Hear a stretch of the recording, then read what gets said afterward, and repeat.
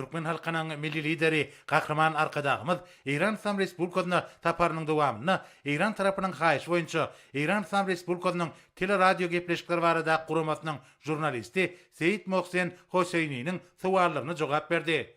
Teýeqetdeşiň başyna häzirki wagtda hoşnýetli goňşulygyň, öýdara hormat goýmagyň we din hukuk hyzmatdaşygyň aýdyň nusgasy bolup durýan Türkmen İran gatnaşyklarynyň dürli ugurlarda iýligderli üsürlýänligi bellenildi. Atyrlar boýy goňşy ýaşap, dostluk gatnaşyklar bilen baglanyşýan iki dogonluk halky medeni, ruhy gymmatlyklaryň umumlygy baglanyşdyrýar. Munyň öz syýasy, ykdysady we insanperwer ulgamlarda iki dostlukly urdun arasynda gatnaşyklary giňeltmek üçin berk binýat borup hyzmat edýär. Bu bolsa ýurdumyzyň halkara giňişligine alyp barýan syýasatynyň dünýäniň iri köpçülikliğin habar berişleriniň ünsüni özüne çekýänini görkezýär.